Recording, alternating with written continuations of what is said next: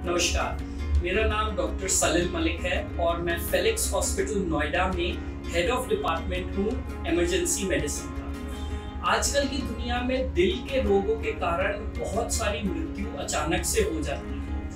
ऐसी कंडीशन में जब हमारे दिल की गति और सांस लेने की प्रक्रिया बंद हो जाए और एकदम से इंसान कोलैप्स कर जाए, तो उसे वापस लाने के लिए, दिल की गति को वापस शुरू करने के लिए और हमारे शरीर के वाइटल ऑर्गन्स जैसे ब्रेन को ऑक्सीजन वापस देने के लिए हमें सीपीआर करने की जरूरत पड़ जाती है।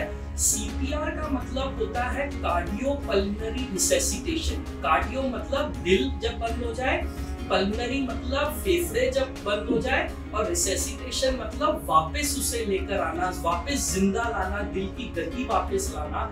उस कंडीशन में हमें सीपीआर करना पड़ता है। सीपीआर करना बहुत जरूरी होता है क्योंकि अगर हम best of the best efforts भी दें तब भी हम सिर्फ 30% ब्लड सप्लाई ढंग से दे सकते हैं जो नॉर्मली जाती है। इसीलिए बहुत जरूरी है कि हम सबको ये जानना कि सीपीआर ठीक से करते कैसे हैं।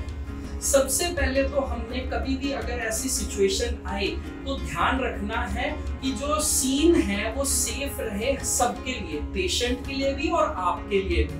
हमें एक फ्लैट सरफेस पे पेशेंट को एकदम से लिटाना चाहिए। सोफे से है तो जमीन पे, अगर सड़क के बीच में है तो साइड में लाकर, और हमें उसको एकदम से रिस्पॉन्स चेक करना है। अगर कोई रिस्पॉन्स ना आए तो हमने तुरंत ही एम्बुलेंस सेवाएं, आपातकालीन सेवाएं को एक्टिवेट करना चाहिए। उसके बाद हमें पेशेंट की पल्स चेक करनी चाहिए गले पे, और साथ ही साथ में झुककर देखना चाहिए कि पेशेंट सांस ले रहा है कि नहीं। जब हमने ये असर्टन कर लिया है कि पेशेंट की दिल की गति और सांस की प्रक्रिया बंद हो गई है, इमीडिएटली हमने सीपीआर शुरू करना है। सीपीआर सबसे पहले हम शुरू करते हैं चेस्ट कंप्रेशन के साथ, और हमने 30 चेस्ट कंप्रेशन, जो छाती को दबाना कहते हैं, वो करके 2 बार ब्रीदिंग देनी है, ऑक्सीजन देनी है अपने मुंह से, जिससे माउथ टू माउथ ब्रीदिंग से ऑक्सीजन भी रिप्लेनिश हो पाए पेशेंट। सबसे इंपॉर्टेंट चीज इसमें रहेगी कि हमने करेक्ट प्लेसमेंट ऑफ हैंड्स करना है।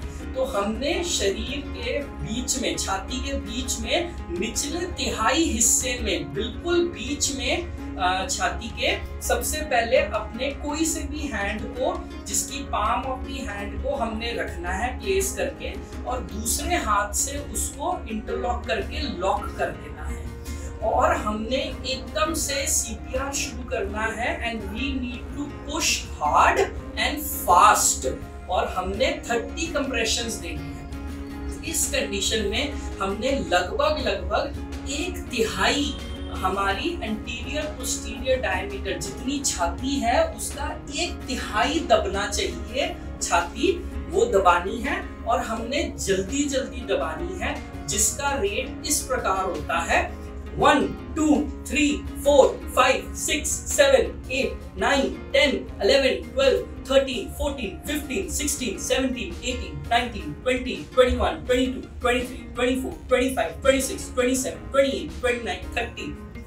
30 कंप्रेशंस के बाद हमने माउथ टू माउथ ब्रीदिंग देनी है 2 बार, और ये हमने देनी है 1-1 सेकेंड में, जिसमें हम अपने एक हाथ से नाक को बंद करके और उसी हाथ से हम जो गर्दन है उसको पीछे को खींचते हैं, जिससे हमारी सांस लेने की जो नली है और हमारे मुंह की नली एक साथ थोड़ी अलाइन हो जाए, और जो सांस है वो आराम से छाती के अंदर जा सके।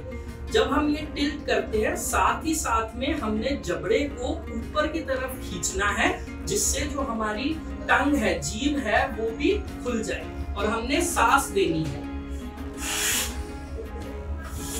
और इस समय हमने छाती को देखना है कि वो ऊपर उठ रही है कि नहीं, उतनी ही सांस देनी है जिससे छाती बस उठे।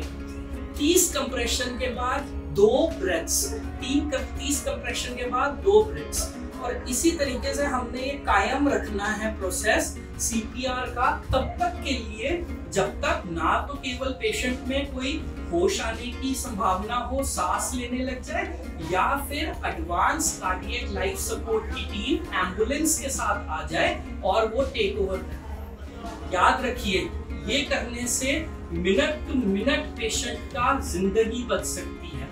इस समय जहाँ पे मिनट और सेकंड इतने इंपॉर्टेंट होते हैं कि ऑक्सीजन जाए ब्रेन में, हम किसी की जिंदगी बचा सकते हैं। धन्यवाद।